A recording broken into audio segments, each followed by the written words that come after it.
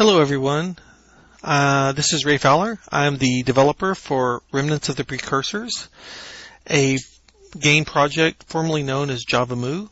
It is a Java-based implementation of the original Master of Orion from 1993. I'm going to run it out of Eclipse here and show you the status of the game so you can see where the project's at and maybe describe some of the features. You'll need Java 8 to run this game. So here it is starting up.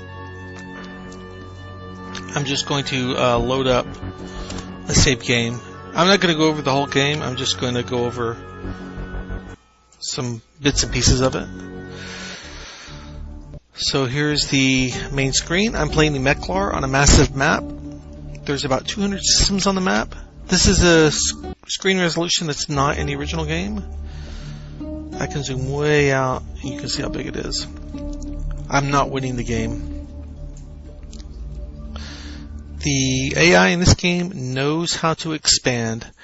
So I'm the white guys, I'm the Meklar. The green are the Silicoids, yellow are the Arcaris, and way up in here, this corner somewhere, are the Borathi. They've got a few votes in the Galactic Council.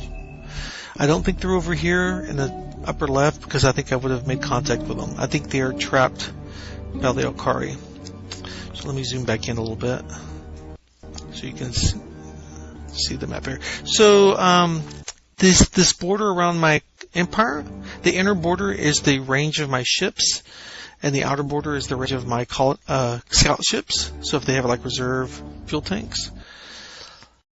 If you click on one of your systems over here, you can see it right here. You've got the same 5 sliders from the original game: ship, spending, defense, industry, ecology, technology, controlled by sliders. You can use the mouse wheel now. It's kind of convenient. You can pick the ships you want to build here. You can set a limit on your missile bases, which you could not do before. You can pick a fleet. You can move it somewhere. If you want to move it right here. He's going over there now. You can hover over other systems. You may not know much about them, but it's a silicoid colony and the planet type. The map has a grid option, so each of these faint lines are 1 light year apart, and the large lines are 5 light years apart, so it gives you an idea of the scale of this map. It's a really large map. You can also go with a circular grid, so you can like pick up a system or even a ship and see how far everything is from it. So it's a circular grid, so you can see, oh look, all these guys are in a certain range or whatever. May be useful when you're trying to figure out things here. Let's go to the ship design screen. We're going to do this really fast. I'm not going to spend a lot of time on this. So you can have up to 6 ship designs, just like in the original game. You can click on the ship design to see what it has. The little number here tells you how many you currently have built. So you can take one of these guys and modify it, and then create a new ship, and there it is. Right? So it's easy to modify existing ships. You don't have, you couldn't do that in the original game very easily. You can obviously scrap a ship if you don't want to keep it.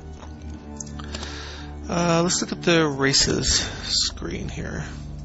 So I'm the Meklar, and this is the Silicoid Embassy. I can see who they voted for last time, what my treaty status is, trade agreements I have, how well they like me or don't like me. Here's some information on their leader and their foreign relations, right? Who they have relations with. And this diplomatic events list is really cool. This tells you all the pieces in the puzzle that go to making them feel neutral. So you can see like they've got minor pluses for trade profit, minus 4.8 for they caught one of our spies, plus 22 because I voted for them. Now these are all kind of odd numbers because they depreciate over time.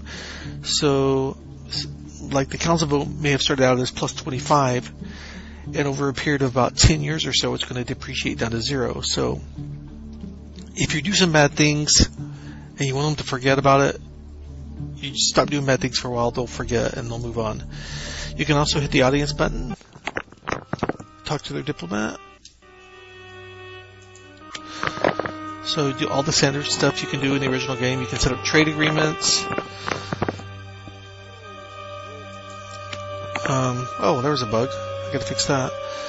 Let's see. You can do things like trade technology. Let's see if they'll trade something. Oh, cool. They will give me the. They want the Doom virus. I don't know if I should give the silicoid that, but I'm gonna do it.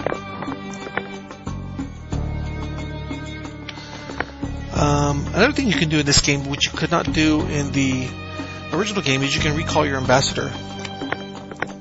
So if you don't want somebody talking to you, you just don't want to deal with them anymore, to do that, they will not bother you, and until you hit the contact button and contact them again. So you've also got the intelligence tab, which is what your spies are doing. You can put spies in, you can have them hide, do sabotage, espionage, just like the original game. This is a list of technologies that they have. The white ones are technologies that you don't have, so those are the things you'll be stealing. So I can go over here and look at the Alkaris and see the same list for them. The military tab tells you how big their fleet is by hull size and what you know about their ships. Which of their ships you know about and what you know about them. So you don't automatically know everything about a ship. How you encounter a ship determines what you know about it. So, for example, if you just see it flying by on the map, you just might get things like its warp speed, right? If you encounter it in combat, but let's say you go into combat and you retreat, you may get a little bit more information. If you actually engage in combat and he shoots at you or uses special devices, those may show up here as well.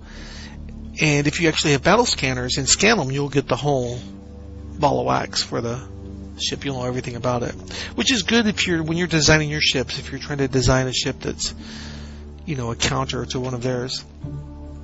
The map screen is really nice. Let me turn off the names here. On big maps, that really crowds the screen. So this is the each of the empires for the races. So you can see here, it tells you how many systems and their population for each one. So the Alkari have 73 systems. They're the biggest empire in the galaxy right now. And if you have scouted this system, you'll even get information about it here. See, so like here's a silicoid guy. I know its population and its factory, things like that.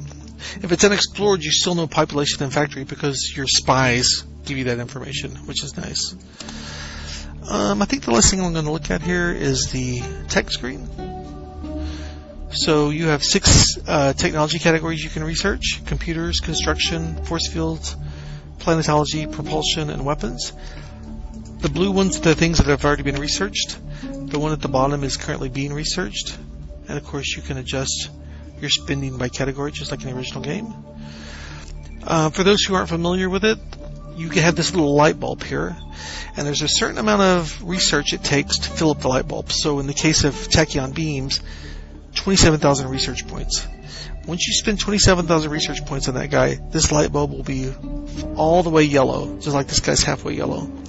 And at that point, you've got like a 0% chance of learning it, but then every additional research point you put into it increases the chance you're going to learn it that turn. So you're not guaranteed to learn it on a certain turn, but it gets more and more likely that you're going to learn it. It's a really cool system. I'm going to hit the equals button here. It's a really cool system, and I can't believe that no other game has ever copied Master of Orion's tech system. Oh, here's the colony view. This is a list of all your colonies.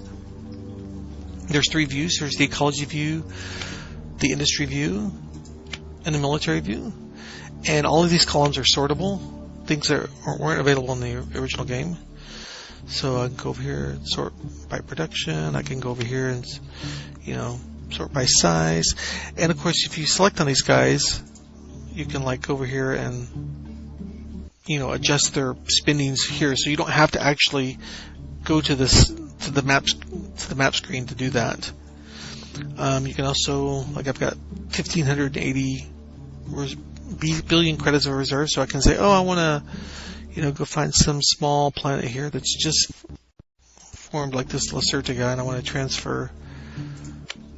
Alright, so actually let me show you. If I go to this industry view, see his production is 5. So if I transfer, I'll give you that much. See, his productions was doubled. He was probably like 5.5. Now it's like 11. So he'll build up a little bit faster until he'll eat through that reserve, and eventually he'll go back to normal. So yeah, it's easy to transfer to reserves to planets in this game too.